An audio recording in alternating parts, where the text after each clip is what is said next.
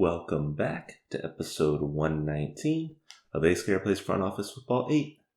And we are here. In case you missed the last episode, we had a really good season. As you can see down here, we finished 3rd overall in passing, 16th in rushing. Our defense really, did a fantastic job. If we look here real quick, you'll see that our passing numbers were all fantastic. Yards per carry was down, but overall we were still averaging middle of the pack in terms of rushing yards. Our front seven really held opposing rushing games low, and our secondary increased over the previous year. Jamal Lindsay had a breakout season for us. Alejandro Forbes stepped up and did absolutely fantastic for us. Over 1,000 yards on the ground, and then he added over 600 in passing. Alex Baxter, our quarterback, his best season so far with us, and all of this got us to a 10-6 record. We made playoffs, and it got us to an 11-5 record. We got into playoffs, and we lost the first game of the playoffs, which seems to be a running thing for this series.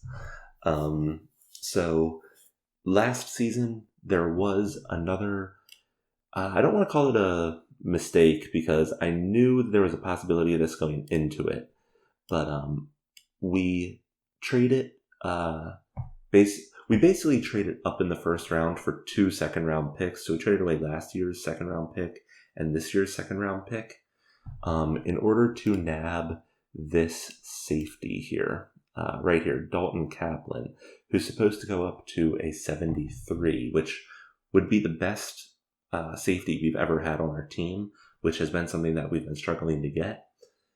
I knew picking him, I think at the time he was a 19% developed. I'm going to be honest, I was still expecting him to jump in and start playing for us, but he ended up playing basically on our practice squad the entire year. So he actually didn't play at all for us, which is definitely disappointing for I think he was a 15th or 16th overall.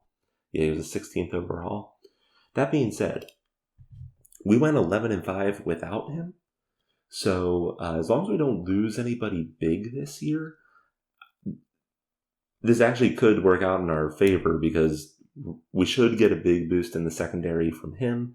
And we still have a first-round pick this year. We're probably going to end up with pick like 27, 28, just based on our record. But should still be enough to plug in, hopefully, another starter for us. I am a little bit worried about our money situation.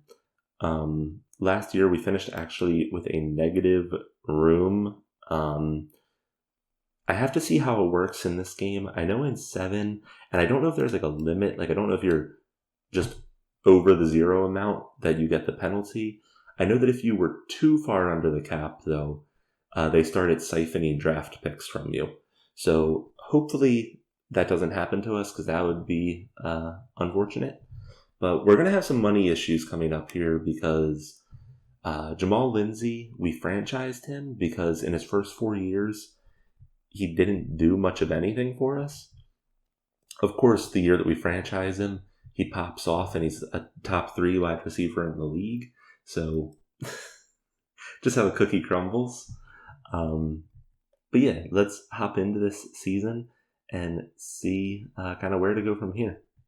I do want to say, just looking at this, let's just cycle through a couple of the other teams here. I said this at the end of last episode. I feel like this is one of the most across the board good teams I've ever had. Normally, especially back in 7, I would always have certain, players that were starting and they were like a 35 or a 40. Last episode, I'm pretty sure we didn't have a single starter. We had one starter below 50, if I remember correctly, which is absolutely nuts. But let's look at just like a couple of the other teams here. I think Pittsburgh won it all last year, so let's look at what they're looking like. So they actually have a very similar situation. They have almost this entire page is filled up with 50s or higher. They do have 2 players that are in that 80 range, which I don't think we have anybody that's 80 right now. Oh no, we have the left tackle who's at least supposed to be coming in 80. But a lot of good teams, it seems like, at least in my experience, and again, a lot of my experience is in the 7th version of this game, not this 8 version. But I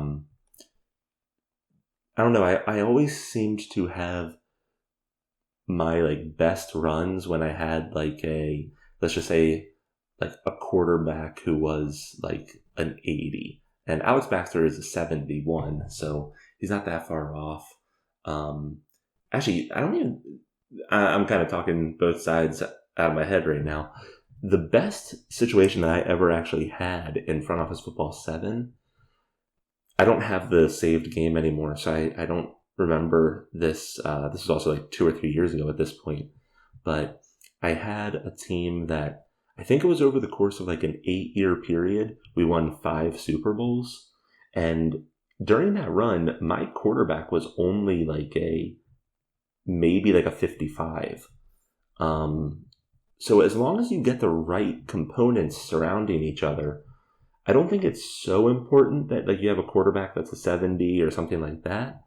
I don't know. I just think it'll be interesting to see kind of where things end up. Let me look at one other team here. Let's just look at Kansas City. I know they've won a lot recently. So here they have a quarterback that's almost a 70. They have 3 players there that are almost 70s, and it's kind of a good separation there for them. They have the quarterback, and then they have 2 star defenders, which is really good. I like that kind of division they have. Let's take a look here. Let's pick one at random. We'll look at Buffalo. Wow, see, like I really like Buffalo's layout there too. They have the quarterback, 3 weapons for him, all in the 70 plus range. They then do have the star, quote unquote, in terms of like the best player on their team is an outside linebacker. They have 2 good defensive linemen mixed in there. This is another team that I really like how they've kind of built their team up. And it looks like actually a lot of teams, at least right now, have a lot of like good players listed. Holy cow, the Nightwings have a lot of really highly rated players. Anyway, I'm getting sidetracked. Let's get kind of into this actual episode. Sorry, I'm going on a little bit of a tangent here. All right, let's do this thing, guys. Right. Once again, we finished 11-5 in the regular season, so I don't see us making any significant changes here. I said that last season, and then our defensive coordinator got siphoned to another team. So there's always a chance that something will switch up here. Definitely keeping my head coach there. Just make sure I did click the right button there, right? Pick him on 27. Yeah, okay, no pick. Perfect. There's one coach here that's considered possibly a little bit better, but again, I like this Smash Mouth play style. It does seem to be working well for us, so I don't want to switch that up right now.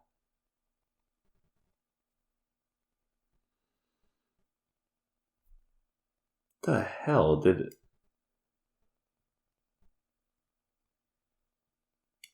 Wait a second. This is the second time in a row now that we don't have a defensive coordinator, apparently. Does this show up in the transaction log?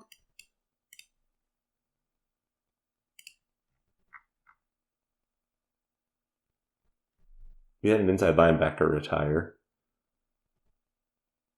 I don't want to waste too much time looking at this. I don't remember off the top of my head who our defensive coordinator was last year.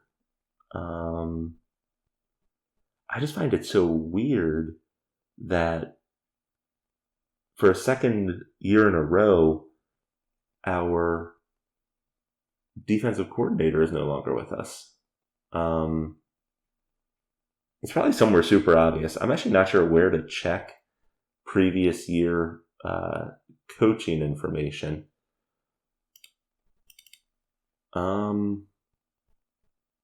So for now, we'll just move on. If I stumble across it later, we can dive into it a little bit.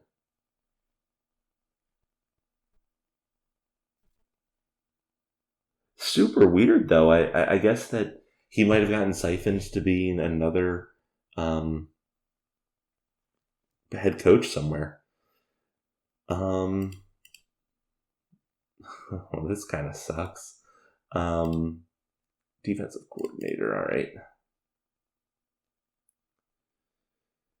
I wonder how much play calling really affects a defensive coordinator. I feel like play calling would be much more impactful for the offensive coordinator. Because neither of the top two highly rated guys, none of the top three highly rated ones, have really any decent play calling. So maybe that's not too important for defense. I mean, if play calling is the most important thing, I'd probably go with this guy. But maybe that's more for the offensive coordinator. Let's go ahead. I don't really like that guy's bars in general. It looks like all of these guys are going to move us back to being a 3-4 offense as well. For the first time in the series last episode, we actually switched to being a 4-3. And I'm not going to say that it worked or it didn't work.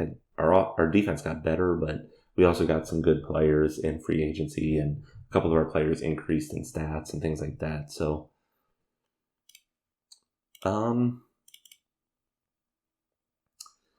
don't know. This is basically what I'm going to go with. This guy's third on the list. I love his bars outside of play calling. Right now, in my mind, I'm thinking play calling is probably more important for offensive coordinator. So if we go with that logic, this looks great to me.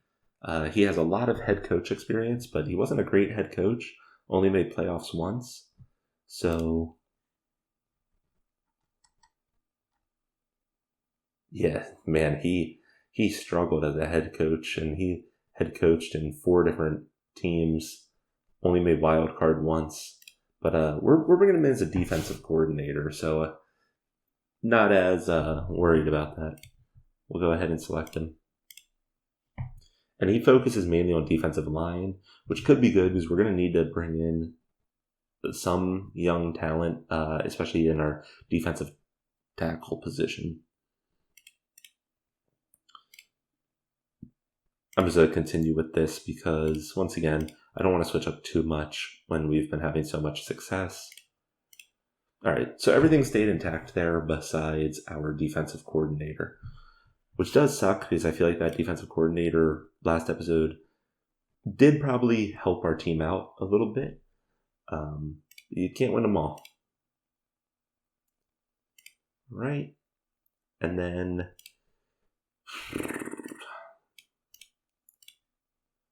this is going to be a problematic episode. So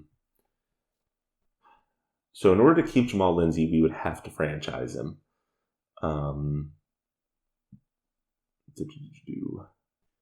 Blue Book, not franchise value, franchise player.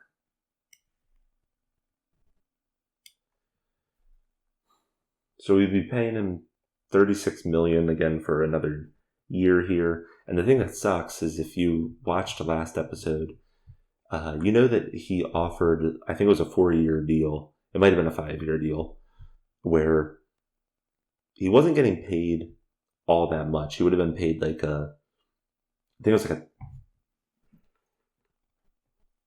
was like a top 10, if I remember correctly. Now that he had this breakout season, he's probably going to be demanding top pay for a wide receiver, which is going to hurt our money situation quite a bit here.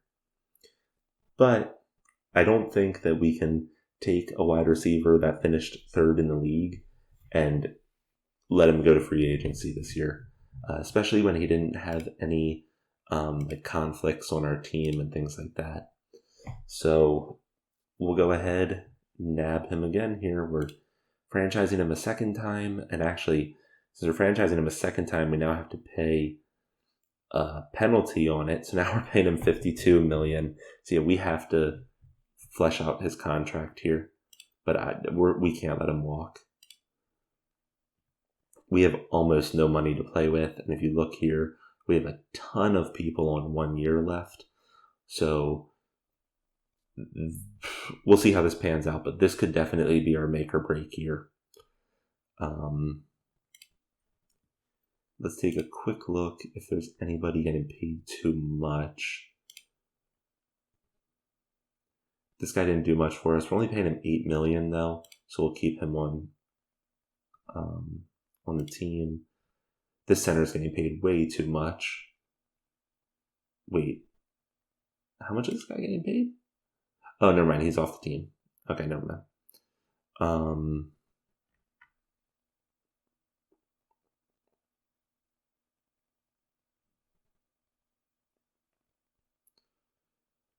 Whew. Man, this almost every player here is going to have to be restructured.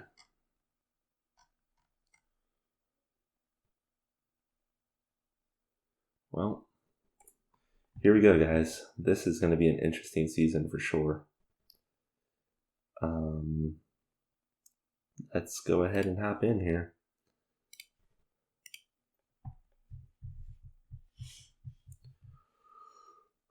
All right. So the part that I am kind of dreading. First stage. All right. Left tackle. He's on a rookie deal. He's a steal for us this year, not touching him. This guy, once again, he's been going back and forth with Sean Cowart throughout their entire careers, basically limiting each other's potential, which sucks for them in terms of money, but it's been good for us because we haven't been paying either of them like any kind of crazy money. So as much as I would want to re-sign this guy, we still have him for 2 years, so let's not worry about that right now. All right, Jamal Lindsay.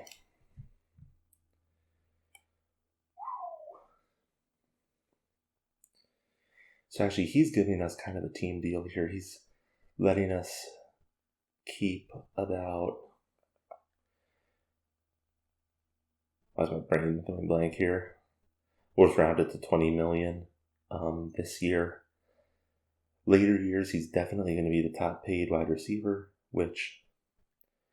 Not sure he's actually the best wide receiver in the league, but I will say that he had a breakout season, and I don't feel like we can lose him.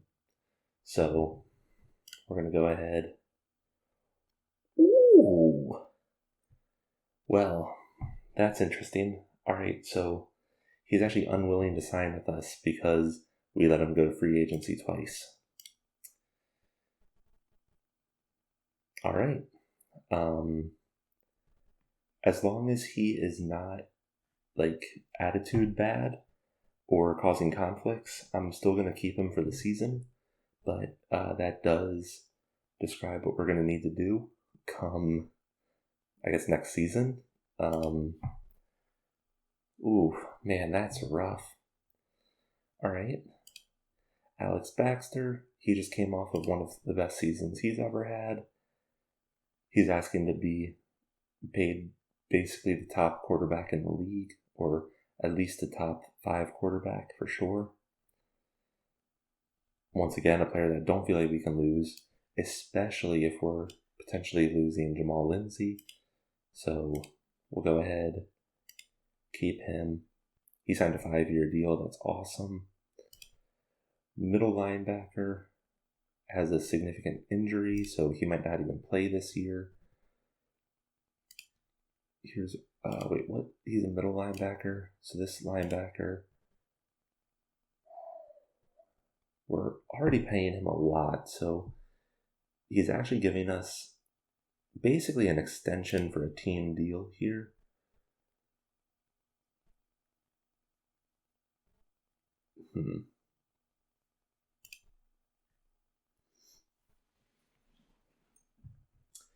I will say this dude's been freaking consistent.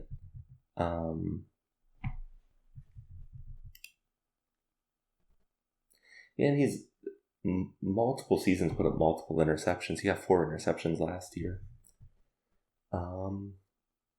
He's been hovering around that 80% pass defended, which is what I like.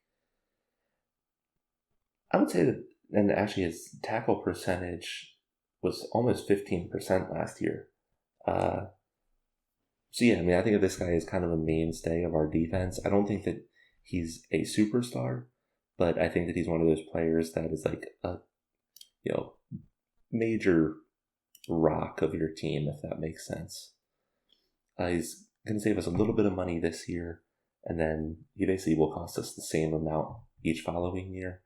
So we'll go ahead, keep him on board. Bunch of 2-year deals. Next year, though, since Jamal Lindsay's not willing to re-sign with us, next year we will have quite a bit of money to re-sign these players, which will be good.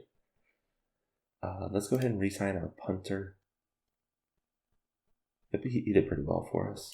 So we'll go ahead and re-sign him. He's dirt cheap anyway. Here's a defensive end who's hitting his rookie deal. And unfortunately, he did get 10 sacks last year. So, let's see. Actually, for somebody that got 10 sacks and 10 blocks, 20 hurries, 7 quarterback knockdowns, this is actually not nearly as much as I was expecting him to ask for. So we'll go ahead and extend him. Let's see here. Down here is where it's going to get fun, because now we have a bunch of 1 years. Defensive tackle. Did very little for us last year. That's because we have the 2 other guys that are kind of our mainstays, which means this guy should be dirt cheap.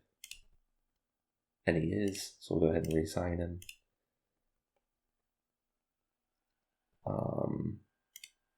JJ Morton has actually done very well for us. The past 2 years, he's basically gone for 900 yards each year. So I would like to keep him, especially since we're going to be losing Jamal next episode. $24 million for a wide receiver. Yeah, for the numbers he's putting up, especially in this game, this actually seems like a very good deal to me.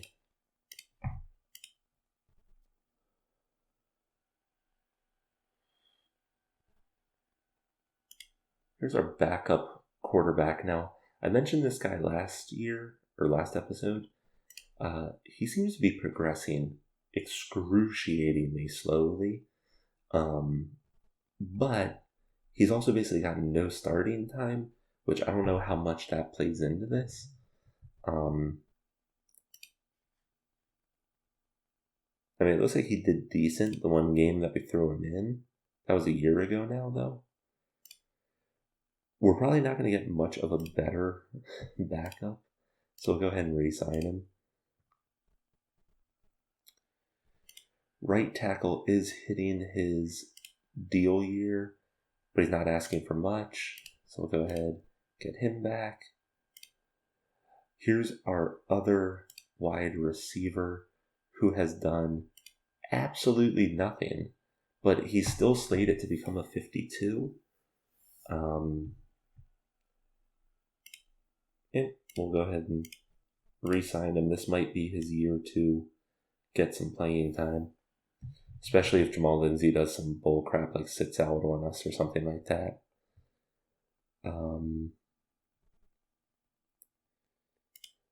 Older outside linebacker, definitely had a back step last year. Did he get injured?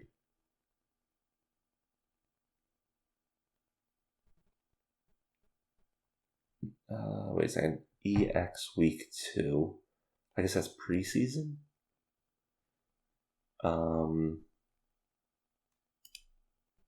Let's take a quick look here. Yeah, so before last year, he was very rock solid. He's the guy that a couple of episodes ago got 13 sacks for us. I mean, he basically did nothing last year. Oh, wait a second. I didn't notice that bonus at first. He is technically giving us a deal here. This will save us, what, about $8 million this year? And then we're extending him 1 year, which, based on his bars, I don't mind. He might actually retire after this year anyway. So we'll go ahead, square that one away. Here's a corner who's done very well for us 2 years in a row. Oh, he's actually done great for us multiple years. Yeah, so let's go ahead and make sure that we keep him around. Again, he's giving us a good team deal here. So we'll have some extra money to mess with. We're still very low on money, but we'll at least have a little bit more. This guy didn't do much at all for us, and he has a strong conflict, so yeah, we'll leave him out of things. We'll re-sign our long snapper because he has very good long snapping numbers. All right, let's take a quick look at our attitude here. So strong conflict is off the team. Gus Peace, he does have a conflict with our star running back. Even though I like this guy's bars, especially for how late we got him, I don't want to go into this year with any conflicts. So let's go ahead and release him. Again, strong conflict is a player that's going to free agency. And all unhappy or angry players were all actually on our front line, and they're all free agents. So,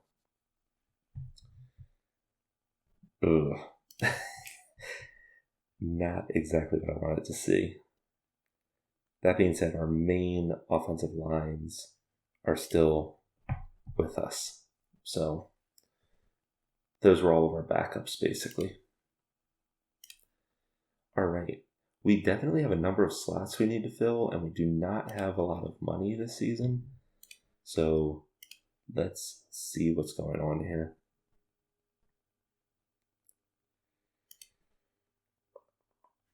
What am I doing? Gray sheet. All right, there are actually a number of quarterbacks on the list this year, which is interesting. We have a number of tackles. It looks like the tackle that we're letting walk is considered the second best player in free agency this year.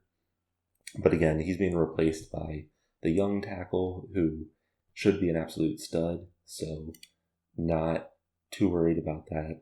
Tackles are very expensive, so not much we can do there. We're really not looking for any of these positions as far as I'm concerned, and chances of us being able to pay somebody in the first few rounds here is basically zero. Let me take a quick look at this list, though.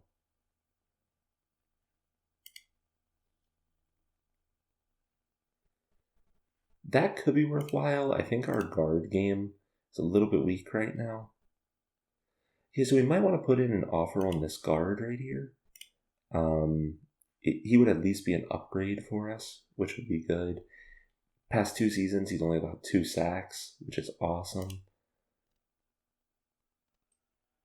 Yeah, you can see younger years, he was allowing a lot more sacks. It looks like he was playing a lot more back then too, but I think that the past 2 years have been very solid for him for what he did play. So we will put in an offer on him. That's going to be in 2 rounds, though. Yes, let's go ahead and jump to that. All right, and now it's that time. Put in an offer. Again, we don't have much to mess with, but once again, I think that this is going to be beneficial for our team, so I'm going to try to give him a deal that he'll sign with us.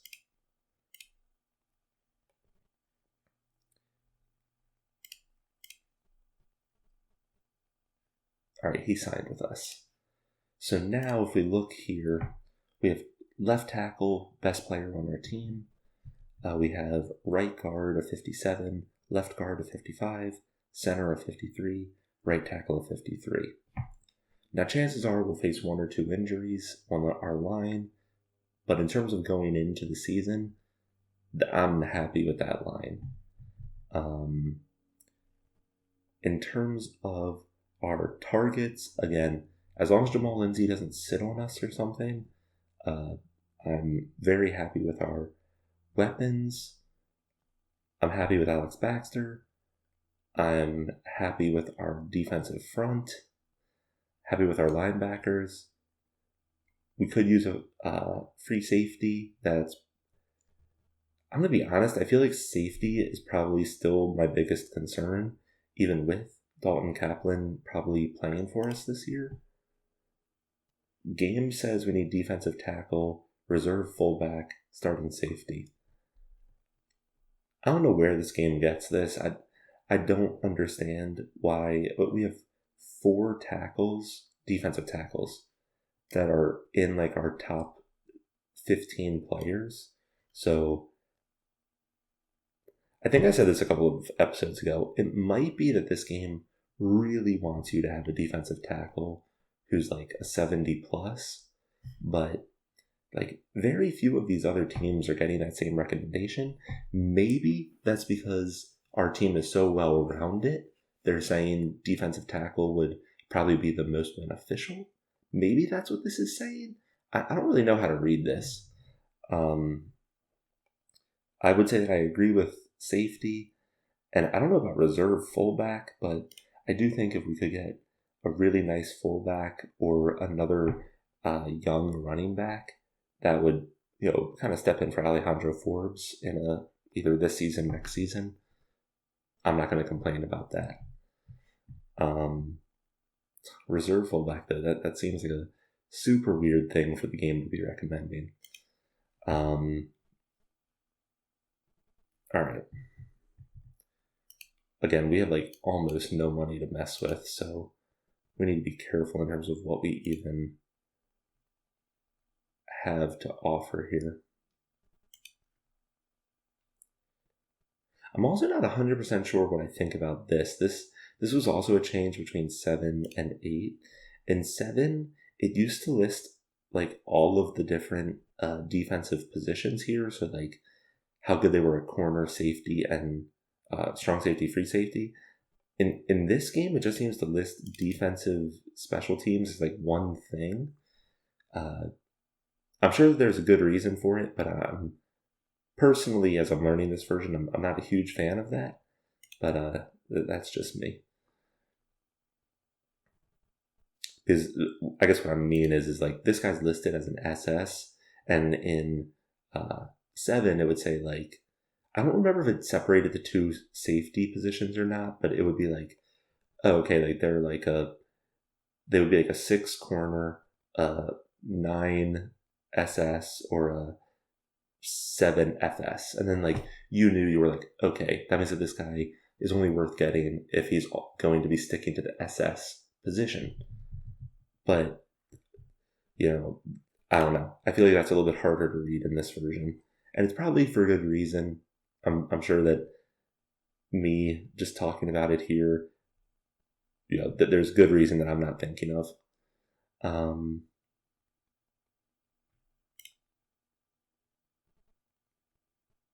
This guy's coming off of a pretty good year, and wow, this guy was a 7th round pick. Look at that, though. I mean, this just proves, right? This guy did, as I would say, next to nothing his first 6 seasons. And then he did actually break out last season. He almost put up 1,000 yards. That's goes to show that sometimes when I look at a player and I say, oh, they haven't done diddly squat in 5 years, maybe it's just waiting on that breakout season. Not putting an offer in on him, though. Oh, that is really enticing. But this guy's probably all asking, what? Oh no, I definitely got to put in an offer on this guy, especially if we're losing Jamal Lindsay. This guy had 3 1,000 yard seasons. He had a number of 900-yard seasons.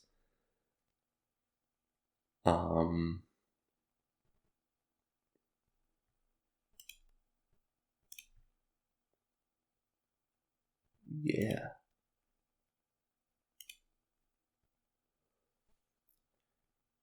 He does own most passes dropped in Oakland ever.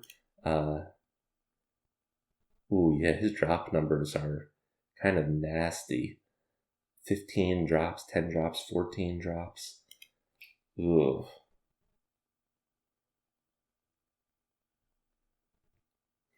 That's actually making me second guess myself here. What I will say is he's not even asking to be paid as a top 20 wide receiver, which just based on his stats, I feel like he definitely is. And with us losing Lindsay, we have to make a move here.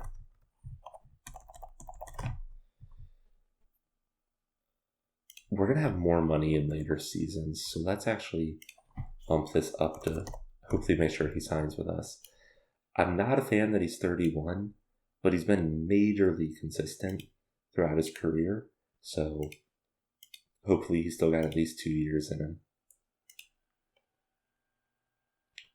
All right, he signed with us. We definitely have no money left to mess with free agency, though. We might have to cut somebody after this draft. Let's take a look at this. Oh, we actually have pick 22. That's actually a higher pick than I was anticipating. So let's see what we can do here.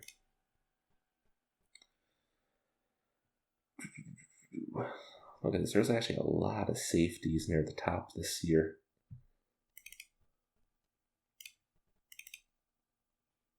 Oh, look at that guy's bars. He's as scouted.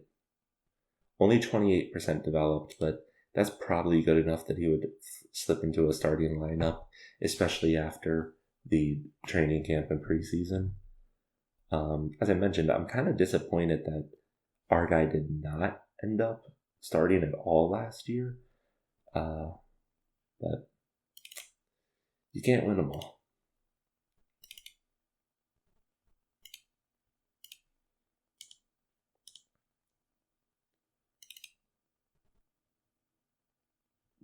Not liking those per se. We don't need a left tackle. How old is Alex Baxter now? I think he's still got a number of years left in the tank. But let's just... Yeah, he's 28. We don't need to worry about quarterback right now. At least not with our first or third round pick. Did we lose a fourth round pick, by the way? Okay. We don't have a second round pick because we traded that away last year. I was worried about losing a later pick because of the cap situation, but I guess we weren't far enough under it that it penalized us. So that's good. That's a great looking tackle. I feel like we don't really need a tackle right now, but that guy should definitely slip to us. So if we don't find anything better, he's at least a good alternative option here. I like those bars. I actually really like these bars for a corner. For a corner, I'm not personally too worried about their returns, their special teams, punishing hitter.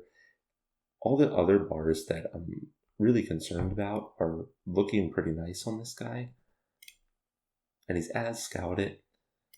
Where does he land in terms of number? 1, 2, 3, 4, 5, 6. So he's considered the 7th best corner. He should definitely fall to us as well. Let's take a look at 1 or 2 of these young running backs here. Neither of those were like wowing me. Those are some beautiful bars. Not only are those some beautiful bars, he did really well at the combine, and he's only 20 years old. I really like this guy. He's only 30% developed, but he should have 1 year under Jamal Lindsay, so not as worried about that. and he's very underrated. This actually might be our pick right here, Chris Sullivan. He's considered the third best wide out, but he's relatively far down. Okay, I think one of these three will definitely fall to us, so I'm not going to continue scouting players this high in the draft. Let's go ahead. What else would be a good thing for us to upgrade?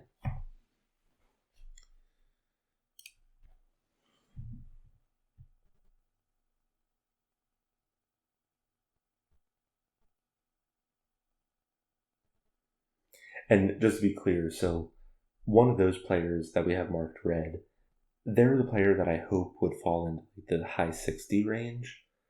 So right now I'm really talking about like a third round draft pick, which would at best probably be, a 60. Basically any player in like the 50 range I would be happy with.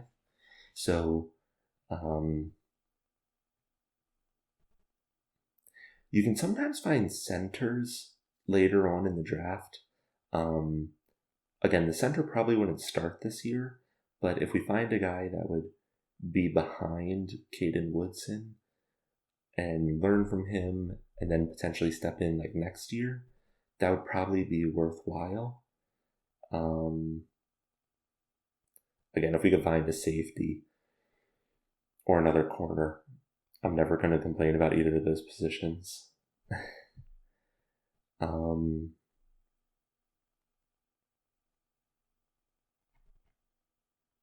Yeah. And then we have a really good tight end. Does Alex Baxter run a lot of 2 tight end sets? Is that a thing still in 8, or is this a thing that got replaced? In 7, you used to be able to see like what kinds of plays they were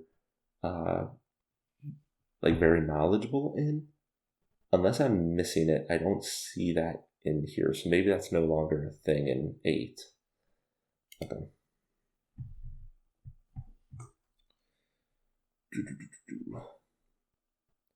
Yeah, I feel like even though I'm very happy with our offensive line, if we could land another offensive lineman in like the high 60s, that would be awesome. So that's what I think I'm going to go for and pick 3. Look at that. I don't know where this guy's at. He's considered a 6. There's no way that we're getting him unless we use our first round pick on him. And even then, he might be gone. So let's skip over him.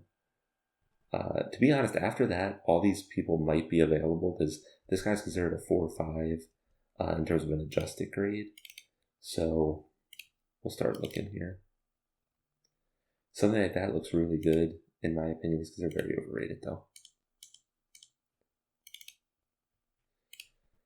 He's really slow in the dash, but he has really high strength and agility. I feel like a center is probably the least important player on the team to have a good dash time. I feel like that would be true. So let's interview this guy. Okay. I'm not a fan that he's not good at run blocking, but we'll see. Especially as this goes on, Alex Baxter is getting older, so especially once he kind of crosses that 30 line, I want to make sure that his passing blocking is very high, which is where that guy is.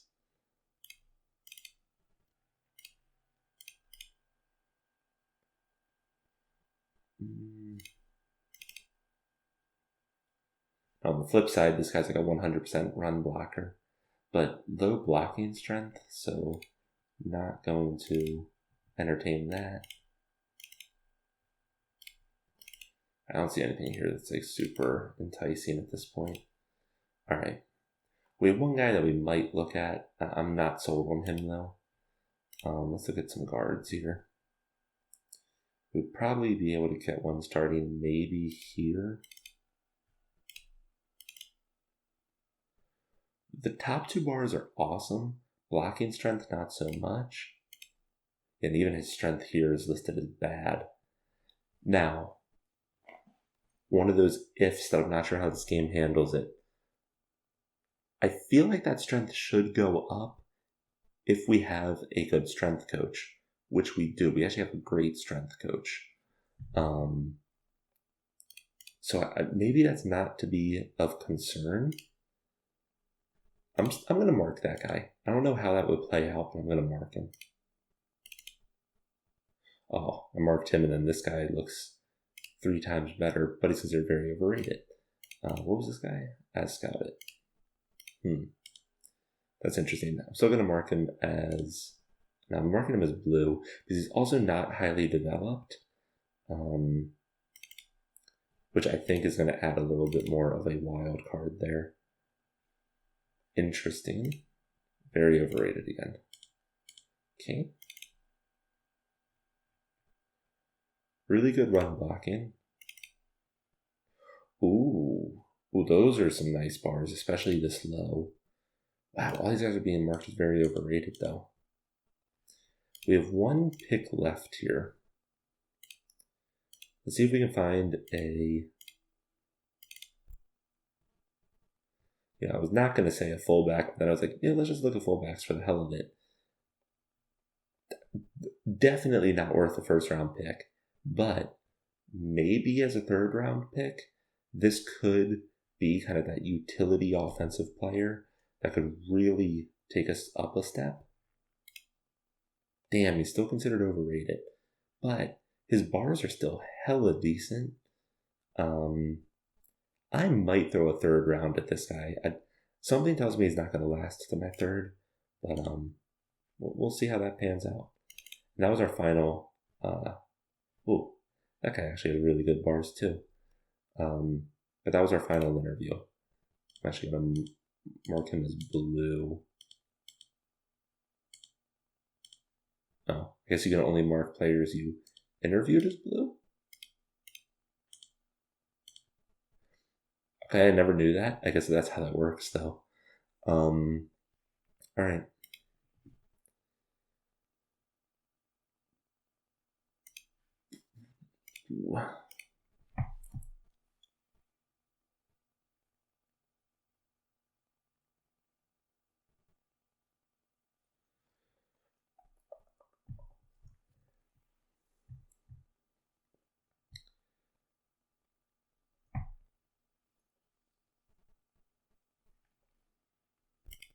Before we go into this, let me just make sure Jamal Lindsay's not sitting or something. The fact that he's not willing to re-sign with us has me a little bit worried that we're going to see like attitudes flare or something like that. I don't know if that actually happens in this game, but it would definitely be a concern of mine in real life. So let's see here. We'll go fast for the beginning of this, or faster, I mean. Tampa Bay won a safety.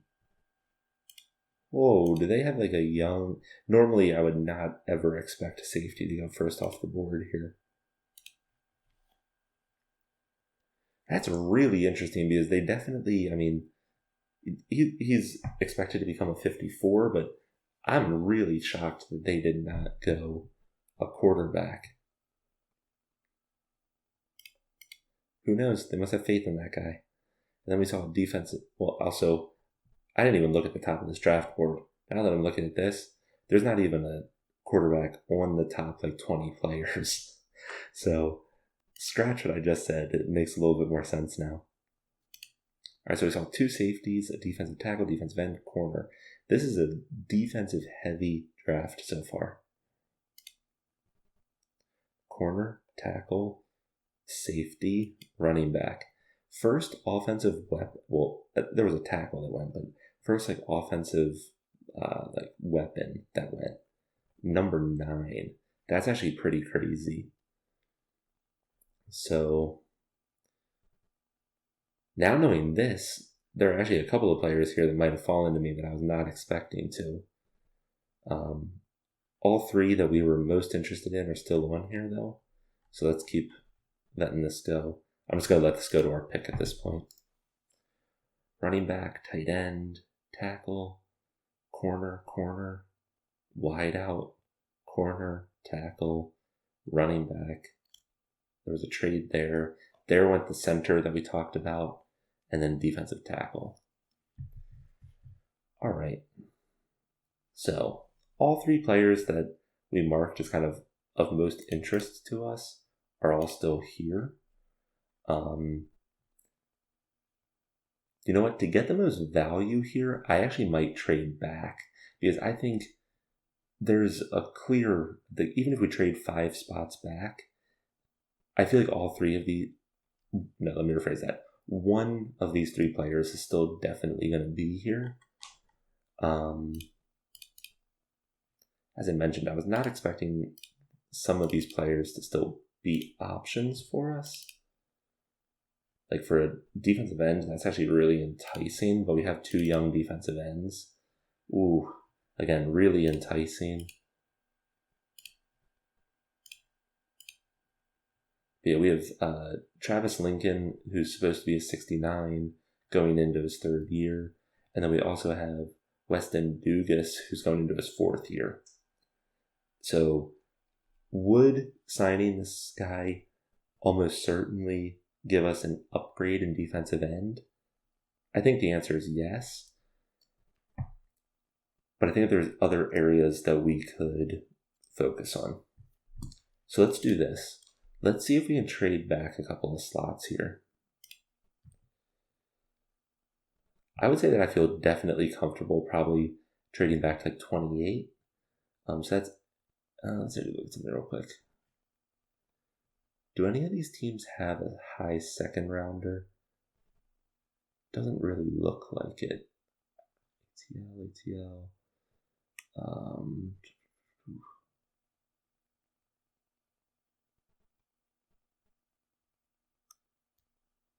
Okay, I don't see one. And once again, I might be overlooking it, but I don't want to sit here and cross-examine this live. All right, let's try trading back to 28, which is NED. Let's see who... Off the top of my head, I'm trying to think of who NED is. That's going to be New England. I guess it's going to be New England. You know, they don't have a... Yeah, okay, it is New England. All right. And I'll let them trade up. What's that going to be? 6 picks?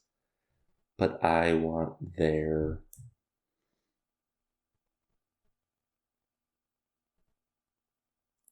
How about this? I'll give them my pick and my 5th rounder.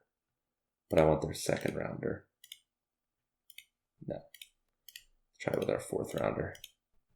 Nope. Alright, let's try it one more time here with our 3rd rounder. No. Okay, I don't want to trade anything in the future right now. So let's try this with one other team. Maybe Arizona.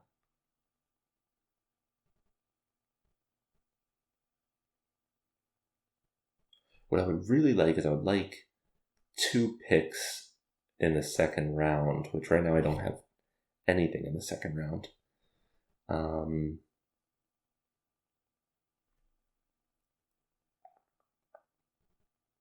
There's AT. Atlanta has 2 2nd rounders. We would only be trading back 2 picks.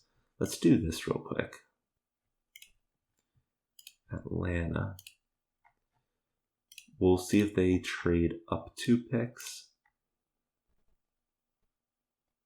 I'll then throw in my 3rd rounder, but I want their high 2nd rounder. Damn. What about your late 2nd rounder?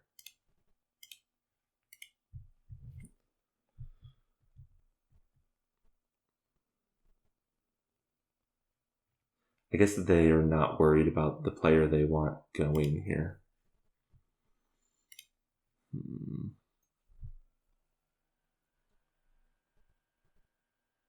Man. Maybe trading back to Pittsburgh. I don't want to give Pittsburgh too much more ammunition, though, because Pittsburgh, I think, I would need to confirm through some charts here, but I think Pittsburgh has easily been the best team throughout this series. So I'm not too interested in giving them a bunch more weapons, but let's just see here. They're trading up 10 picks.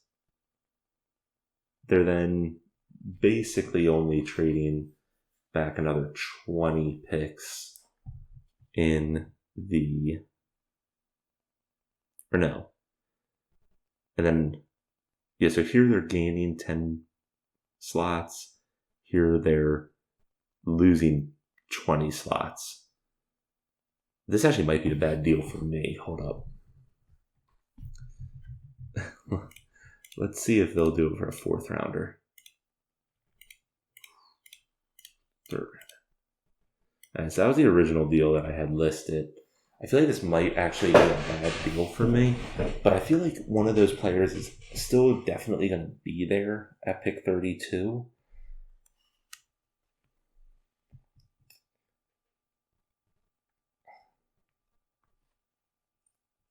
Gosh dang it. I'm really second guessing myself here. I don't think this is a good deal.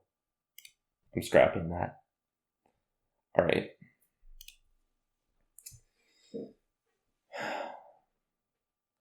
I really don't like not having a 2nd round pick here. I did not think that it was going to cause me this much second guessing. I really want to get this Chris Sullivan guy, but I feel like I'm reaching for him at this pick. Alright, let's try this one more time. Let's try trading back with Minnesota.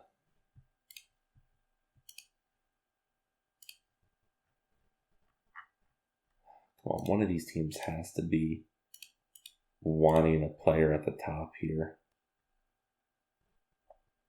Actually, I don't... Just looking at what their biggest needs are, I don't think that it's going to be them. But we'll see what we can try to get out of them here. They do have 2 3rd rounders.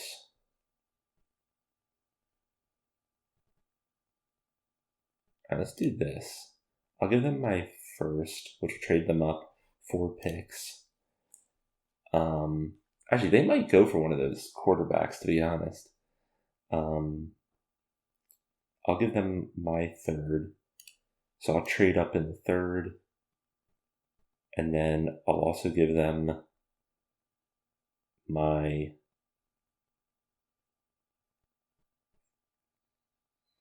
Wait, what do I think of this deal just in general?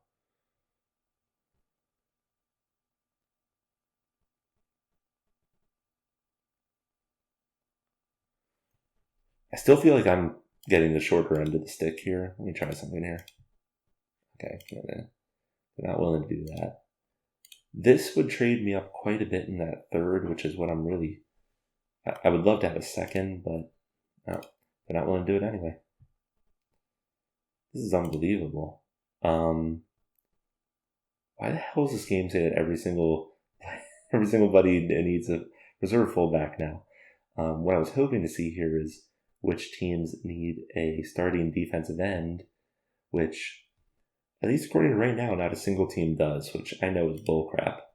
So that didn't help me at all. Alright, guys. We're reaching and getting Chris Sullivan. I don't want to sit here and mess with trades for an hour. So I think we're reaching on this guy, just being perfectly honest.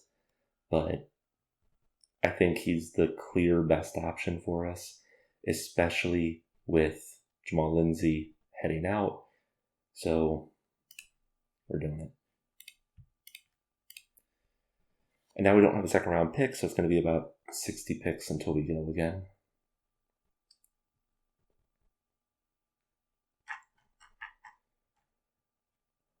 Wow, there's a ton of quarterbacks now. Let's see if any of these players fell to us. Fullbacks did go off the board. Running backs went off. Safeties went off. And the corner we looked at went off. I think that those are the only positions. Oh no, we looked at a number of centers and guards too. Okay.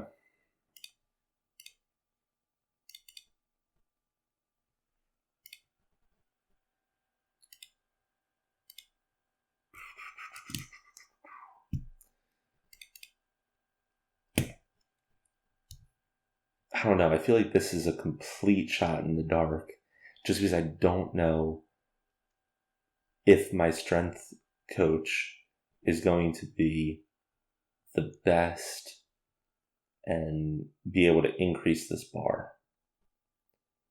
Because I feel like these two should be able to be handled by our strength coach.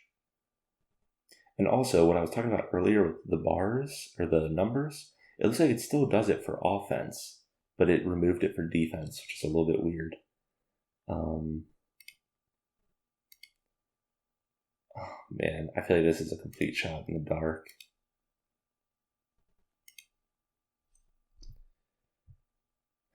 Let's just go for it.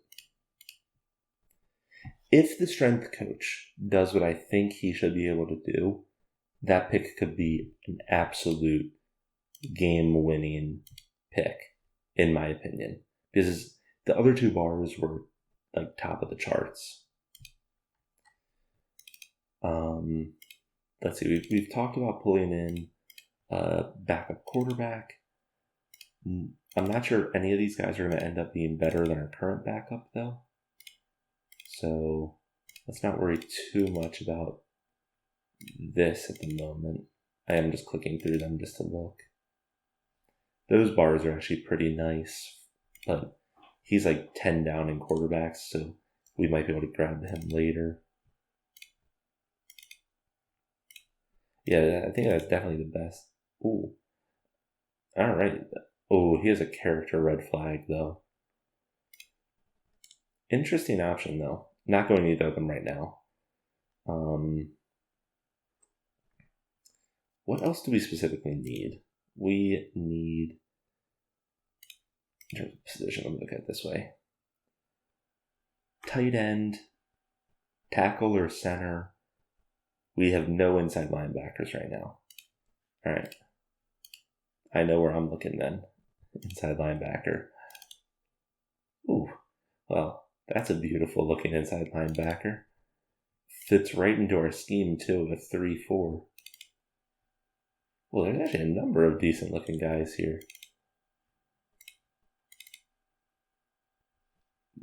I'm not going to complain about that either. That's a pretty nice looking little linebacker. What the heck? All right, we have a number of options here. We have no inside linebackers right now, so this is actually really good for us. So top guy definitely fits our scheme. Has the highest strength, best agility, already at 53%. He's probably going to be a plug and play for us. Fingers crossed. So let's go ahead and nab him.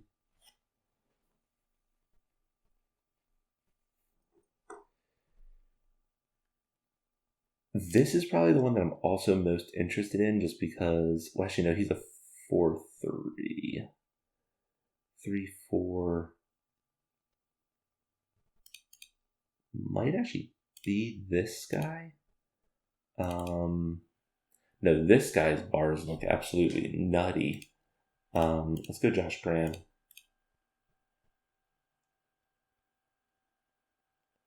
Oh, they're all still available. Is getting 3 inside linebackers in a row a bad idea? I'm doing it. Heck with that. And then this other guy also fell. Being perfectly honest here, for a 7th round pick, that looks absolutely great. That being said, let's really quickly look at our player distribution here again. Let's see real quick if there's a center or tight end that looks better. Sean Young is still listed here. I definitely don't like his bars as much as that other linebacker.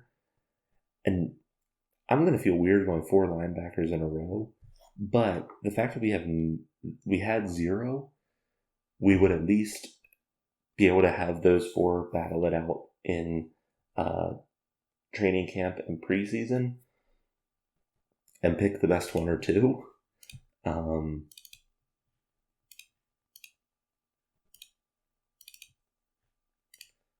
I doubt that we're going to find a great tight end. That was actually a decent blocking tight end, just being... Ooh.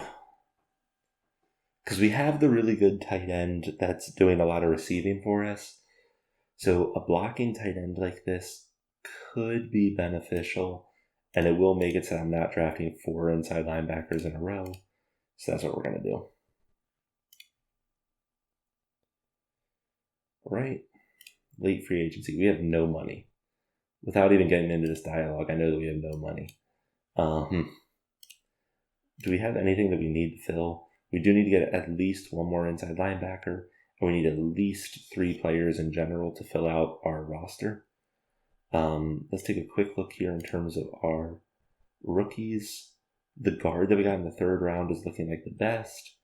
Chris Sullivan is unfortunately only looking to become a 57, but it's not the end of the world. Like I said in my story earlier, my best ever quarterback, he wasn't the best overall in terms of his overall stats, but in terms of getting us into playoffs and winning playoff games, my best ever quarterback was only a mid-50 quarterback. So, I don't know. Wish he was higher, but I'm not complaining. It looks like BJ Buckley did land as our best prospect to take over that middle linebacker role. And this is mainly because Dwight Nicholas is on IR. I forgot about that. And I don't think this guy's going to be coming back. I don't know how the weeks work when it comes to preseason and like late free agency and stuff like that. But we're definitely not going to have this guy. At earliest, he's going to come back like mid-season. So it's a good thing that we nabbed a couple of these other guys. And actually, 3 of them are all supposed to be 50 or slightly better. So we'll see how that pans out during training camp and preseason. Now I already forgot because I got off on one of my tangents again. We need something for our offensive line, and then basically 2 of just best overall. So there's a center for us.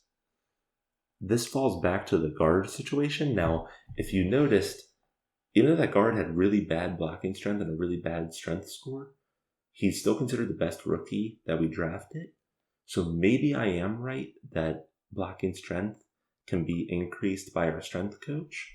So let's go ahead and give this guy an offer, because if that's the case, those other bars are absolutely fantastic.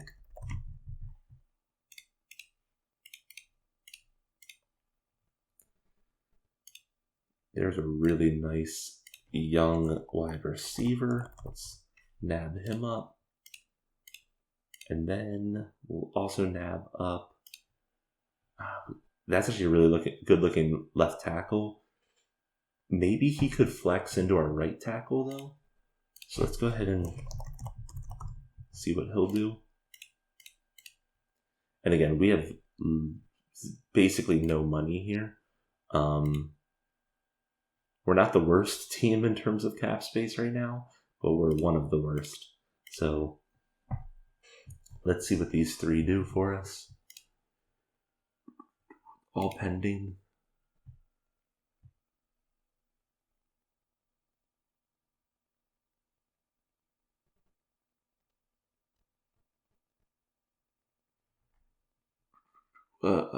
Wide receiver signed with us.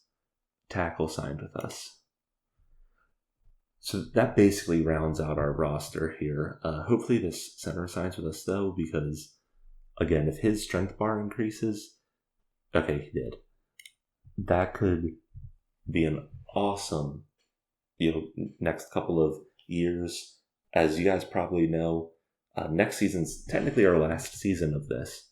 So we're not going to see some of these guys kind of come to,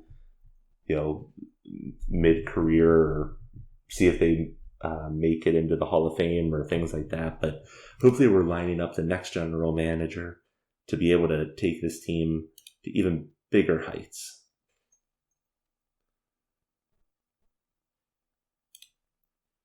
Right. We are going to run through exhibition. We will then play out the first week, take a look at starting lineups, just like we've been doing every week, basically. So here we go. We are 16-point favorites on Indianapolis, who they're in our division. So it's nice to know that we're 16-point favorites, but that doesn't mean that that's how the game's going to go. So let's see here. We did end up winning, but only by 3.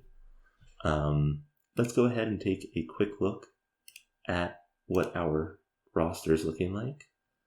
Jacksonville. It's the wrong one. Jacksonville. Real quick.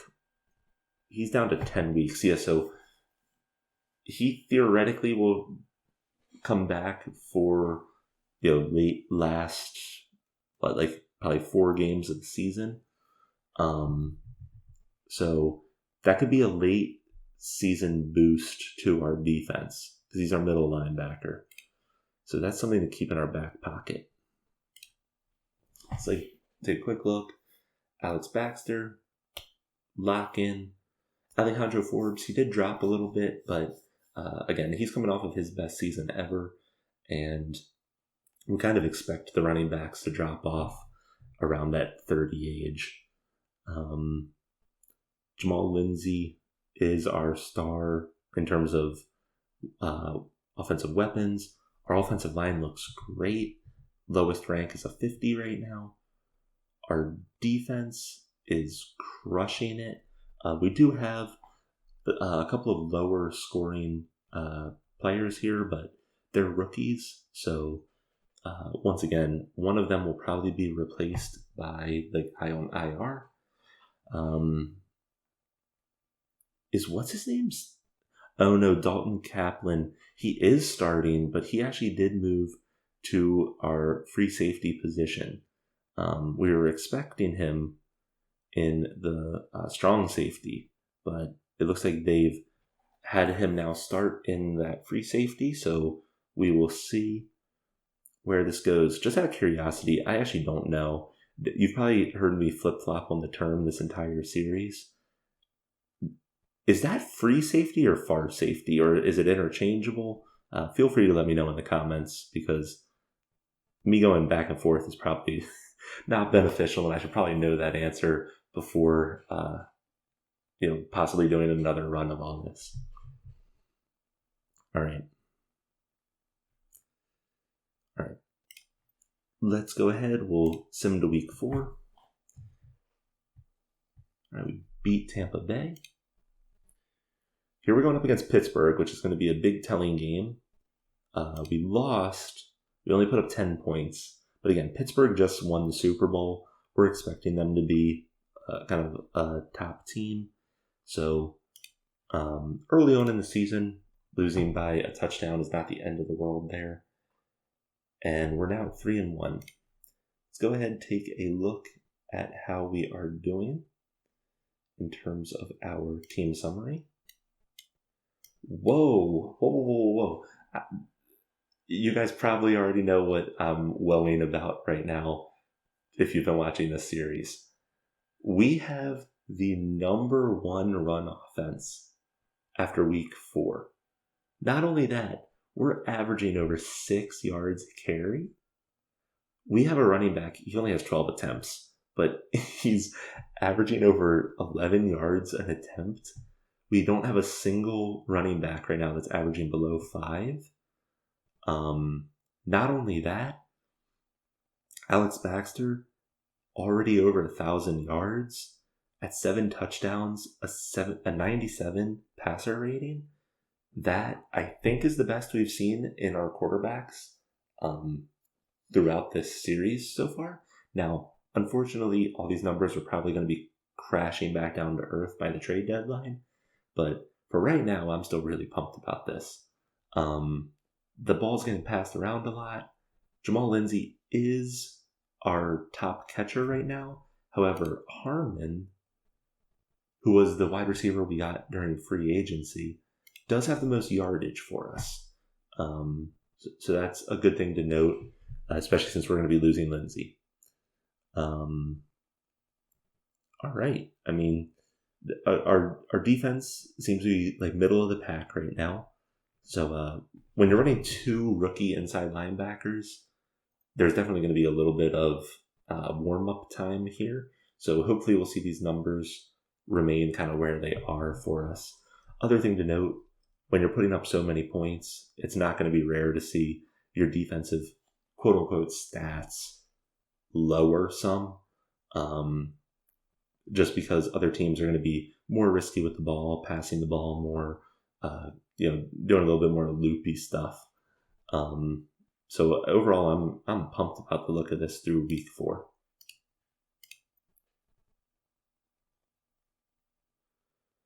Right, we're at 4-1.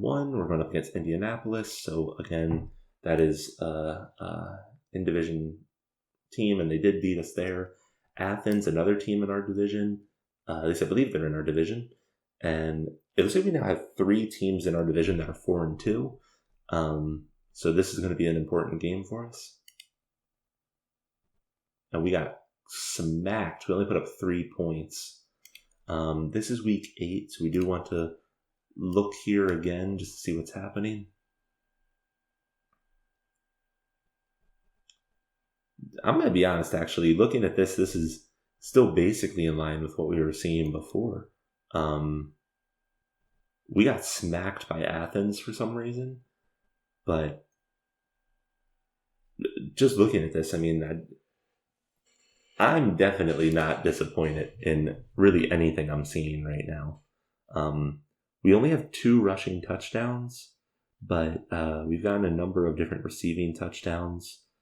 And where are we at in terms of points per game? Points per game, we're only 17th, which is a little bit low, especially because our defense is currently allowing 24th.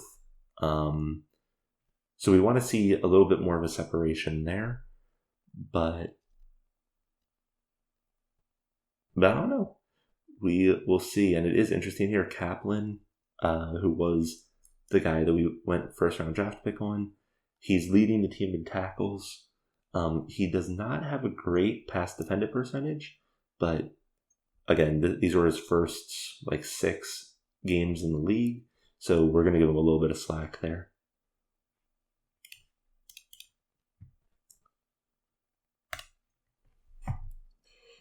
Our bye week is here at the trade deadline, and we will see. I'm a little bit worried now. So Buffalo, good team, 5-2. They're expected to beat us by a touchdown, and they beat us by 2. New England expected to beat us by 5,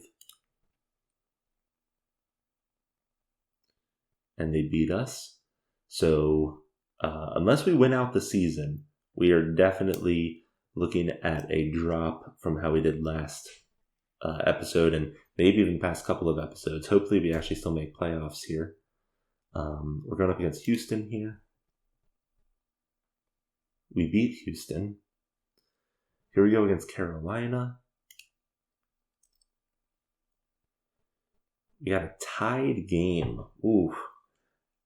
I think that might be the first tied game we've seen in this series. That puts playoff into a little bit of a, bad spot normally. Normally those ties work against you, especially when you're going for a wild card spot, which it looks like we're definitely going to be contending for here. Kansas City, they've done very well in the past couple of seasons, but it looks like they might be on a down year with us. We beat them. We're now going up against Atlanta. We will go ahead and sim this week. We lost to Atlanta. So we're 6-6-1. Let's take a look at a couple of things here. Ooh, okay, it looks like our right side line got really battered up here. Even our backup, who's a 28, is injured. So that could definitely explain some of what we have going on. Oh, look at that. Dalton Kaplan actually did slip into the role that we were expecting him to be in, a strong safety role. Let's see. We have 3 players on IR, but I'm not going to say that any of them are superstars for the team.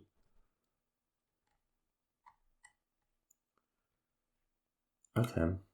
Let's take a look real quick at team summary. Man, our running game, even though this seems to be a down year for us, this running game is absolutely crushing it. Still averaging over 5 yards per carry, so that's awesome. That ball is definitely getting spread out a lot. The defense is still holding. It's weird. All of these, now our third down conversions were worst in the league in terms of defending them, which that is never a stat that you want to be last in. But outside of that, the numbers here don't look bad in terms of our defense. I would say that I'm most concerned about those third down conversions, and points per game were allowing near the most. So has that middle linebacker come back for us? Let's take a quick look at this. Okay. So the middle linebacker has now... Oh, actually, he stepped in a couple of games ago. It looks like he stepped in a little bit earlier than I was anticipating.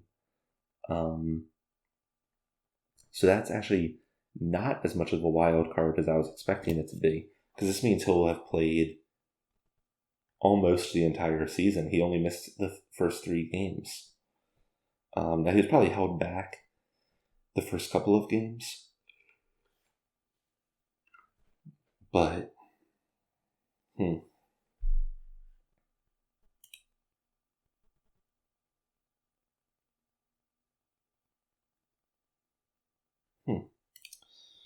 All right, let's do the probability of death here.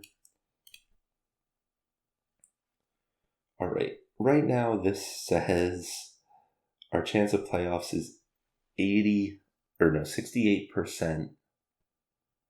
and that basically our only shot at playoffs is winning a division.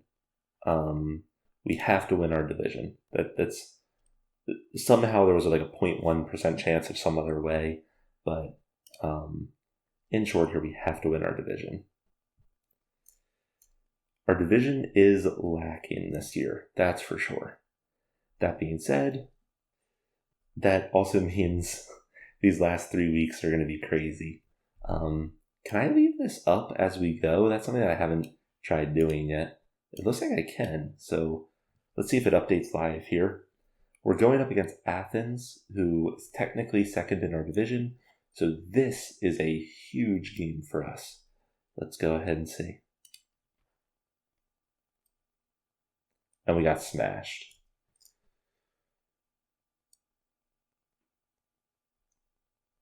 And we're now marked as green. Does that mean that we have been eliminated?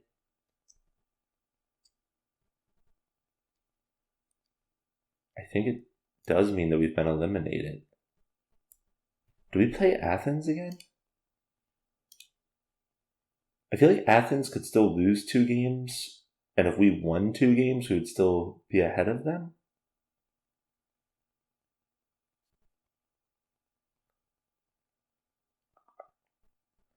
I'm not 100% sure. We'll see, but looking at the colors here, I'm pretty sure this means we've already been eliminated from playoffs. So here we're going up against New Orleans. We beat them. Okay, no, we're still in the playoff contention. Okay. And now we are up against Houston, who is a division team here. Well, I'm trying to think of how this is going to work. If we win against Houston, that means we win our division. And the tie actually works in our favor in that case.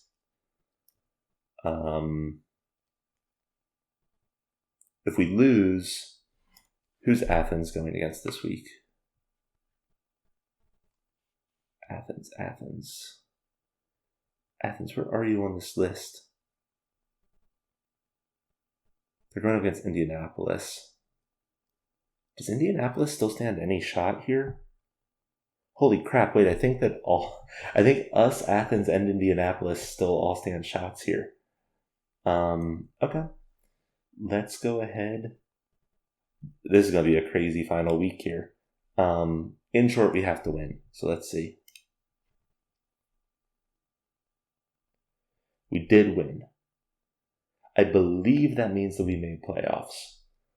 Just looking at this, because even if Athens wins against Indianapolis, we're going to end 8-7-1. They're going to end 8-8, which in that case, the tie does benefit us. So I think we've made wild card weekend.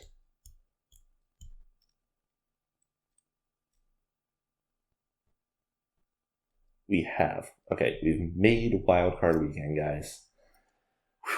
Definitely a little bit of a down year. Definitely a little bit more of a nail biter than we would want.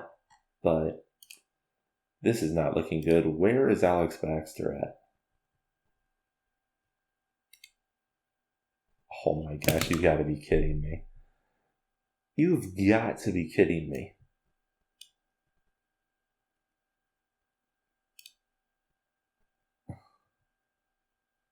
Now, for what it's worth, he actually got injured 2 weeks ago.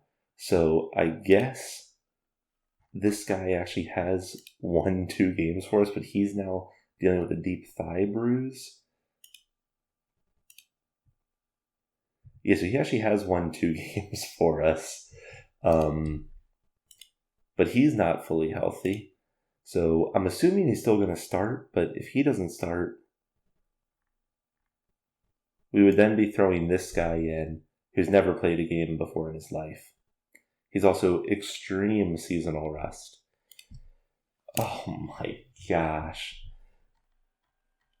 This game is just killing me on these first round of playoffs. This is nuts.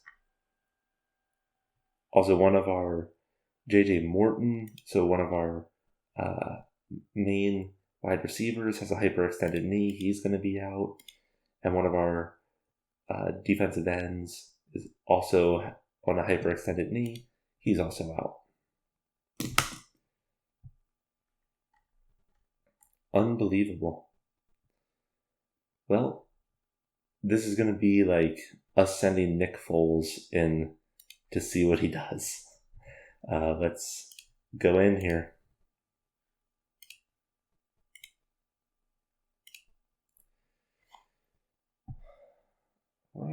Right. We scored a field goal. We scored a touchdown. We scored a touchdown. He's got a field goal on us. We scored a touchdown. Scored a field goal.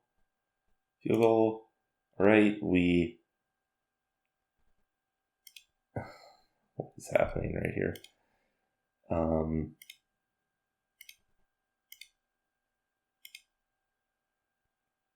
What the hell? Are we on like the 1 yard line? Okay, we have to go 98 yards. We have to score a touchdown. It's 3rd and 16. We're on a backup quarterback. Unreal. Let's go.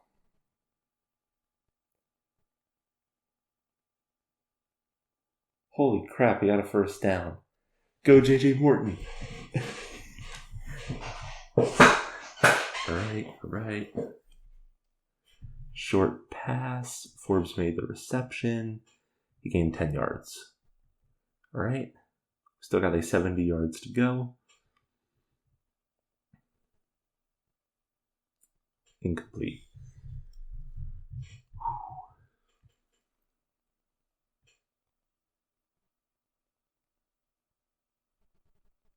There was a flag. Ooh, that flag is huge. Okay. All right, we still have one timeout. We're doing a short pass to J.J. Morton. It was caught, travels 6 yards. He was tackled, and we called our final timeout. All right. We have to go 50 yards, basically. No timeouts. And we would still have to get the field goal or the extra point. So they're double teaming the receiver. Heath Dennis. Hold up. I can't click that right now. Is Heath Dennis our third string quarterback?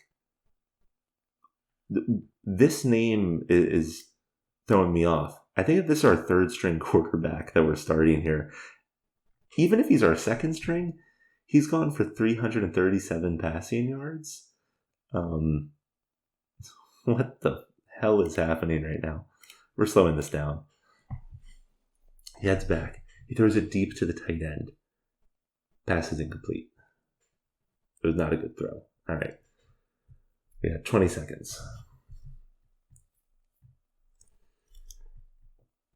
He drops back. He fakes the handoff. He slings an intermediate pass to the tight end. It's caught. It goes for 15 yards. And watch that be time. Oh, flag down. Okay, wait. Oh my gosh. All right. 33 yards. Final play of the game, basically. Unless there's an incomplete pass, this is final play of the game. I'm slowing this down even more. I can't believe this. All right. We're coming out in I formation for some reason. We should probably be running some kind of shotgun, but whatever. All right. He heads back. He throws a deep pass to the tight end. He's throwing away from double coverage. He pressured the quarterback into a bad throw. Pass was incomplete. Did that run out the clock or not? That's the question. Damn, that ran out the clock.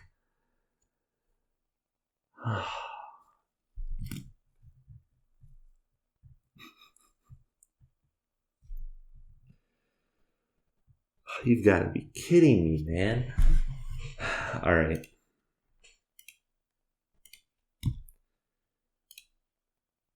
Let's take a look at how the rest of this goes. It's Atlanta and Buffalo in the Super Bowl here. Buffalo takes it.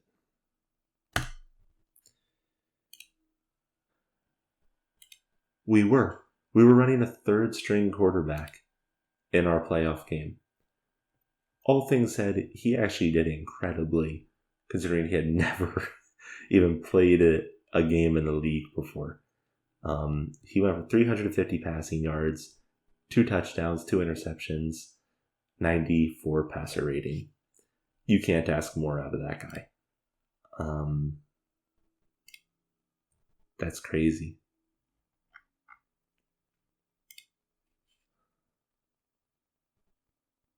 Absolutely nuts. You guys can probably tell I'm super frustrated right now. But, you know what? Like, playing through 7 so much, I never recorded myself playing it. I definitely clicked through and just thought things in my head as opposed to kind of talking them out. Playing this game, actually talking it out, has been it's been an interesting experience. I think it's opened up my eyes. I think that me talking through my decisions and things would have probably been beneficial even in older versions when I wasn't recording.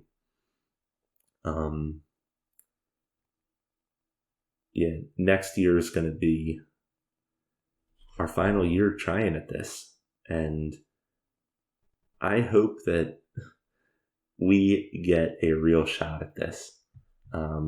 We've now made playoffs, I think, 5 years in a row. And we haven't won a single freaking playoff game. So let's take one quick look at our season awards.